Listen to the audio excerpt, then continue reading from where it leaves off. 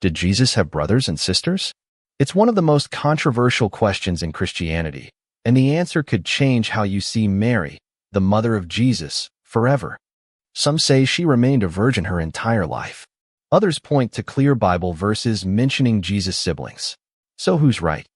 And why does this debate still divide scholars and believers today? 1. The Bible verses that started the debate.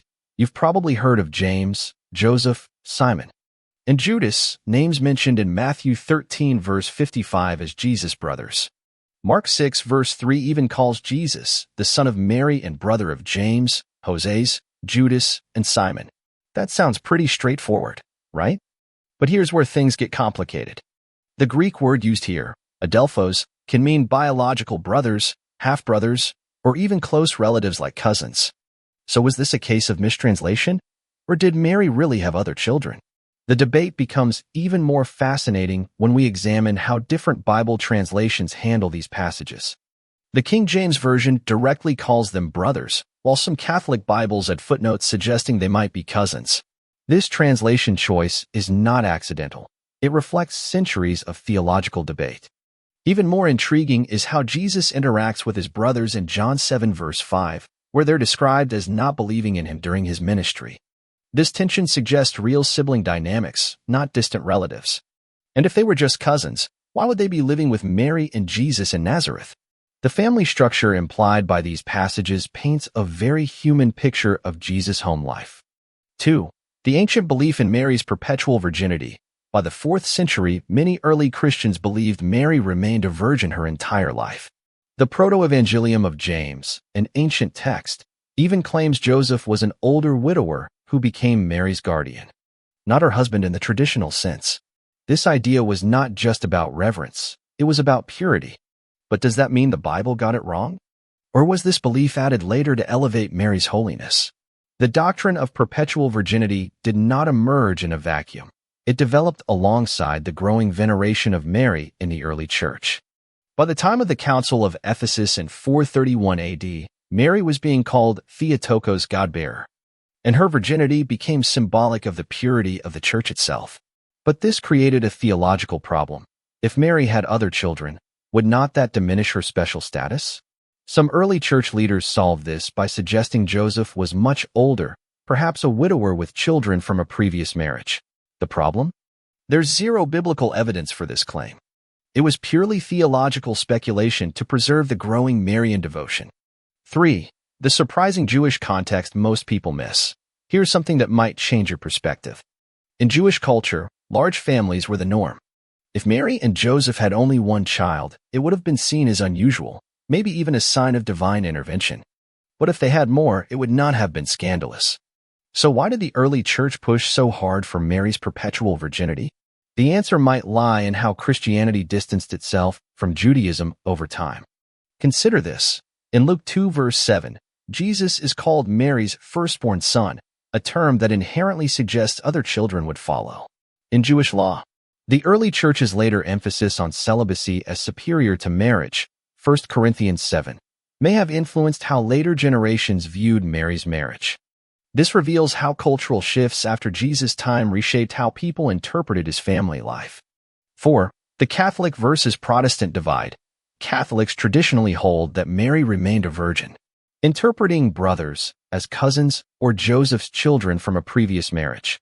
Protestants, on the other hand, often take the Bible at face value. Jesus had siblings, end of story. But here's the twist. Even Martin Luther initially believed in Mary's perpetual virginity. So when did this split happen? And why does it still matter today?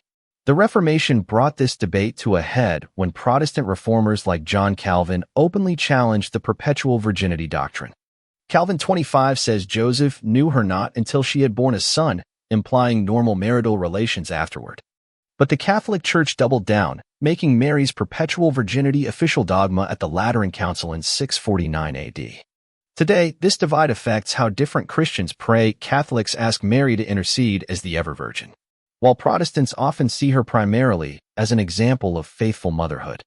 This is not just academic, it shapes devotional practices for billions worldwide. 5. The hidden clues in early Christian writings. Outside the Bible, Early church fathers like Origen and Jerome fiercely debated this. Jerome argued that adelphos must mean cousins, while others said denying Mary's other children was denying Scripture itself. But here's what's fascinating. None of these writers had access to the original Aramaic Jesus spoke. Could the whole debate stem from a linguistic misunderstanding? The early church father Helvidius made a compelling case in the 4th century, if brothers meant cousins. Why does the Bible specifically mention Jesus, mother's sister, John 19 verse 25, using different language? Jerome's famous rebuttal, that adelphos could have a broader meaning, relied on Greek usage outside the Bible. But here's the catch. Jesus and his family spoke Aramaic, where the word aha clearly distinguished brothers from other relatives. The New Testament writers, translating Aramaic family terms into Greek, may have used the most natural equivalent, which is why adelphos appears over 300 times in the New Testament, almost exclusively meaning actual brothers. 6. The empowering truth about Mary's humanity. Let's pause for a moment. Whether Mary had other children or not, one thing is clear. She was a real woman, not just a symbolic figure. She changed diapers, worried about her son, and faced unimaginable pain watching him die.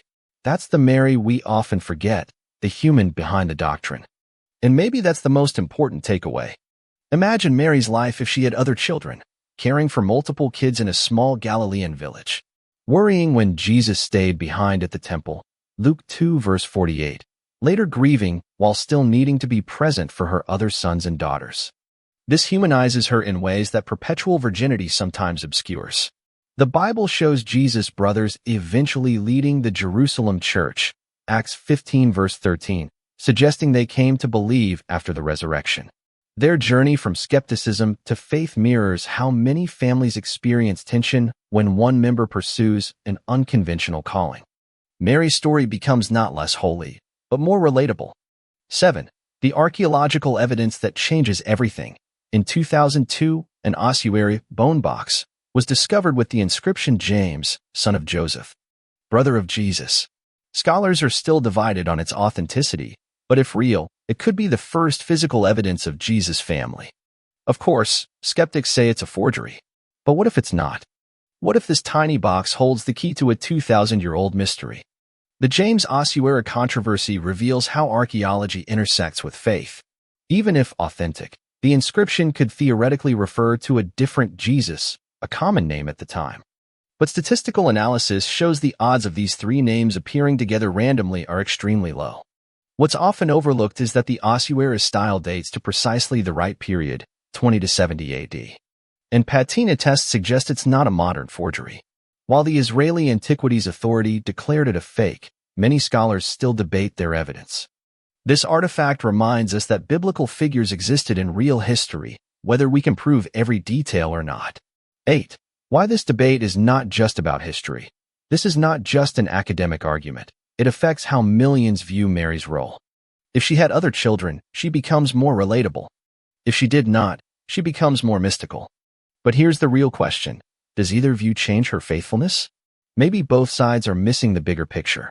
The debate affects how women see their own spirituality today. If Mary must be ever virgin to be holy, what does that say about ordinary mothers? Some feminist theologians argue that removing Mary's possible sexuality and motherhood actually diminishes her full humanity. On the other hand, those who emphasize perpetual virginity see it as affirming that spiritual fruitfulness can surpass biological roles. This tension reflects larger questions about how Christianity values both marriage and celibacy, a debate that goes back to Paul's letters but takes on new dimensions in every generation. 9. The modern believer's rethinking tradition. Today, even some Catholics are questioning perpetual virginity, while some Protestants are revisiting early church teachings. The internet has made these debates more accessible and more heated. But could this be a good thing? After all, asking hard questions is how faith grows. Younger Catholics today are increasingly comfortable saying, "We do not know," about Mary's perpetual virginity.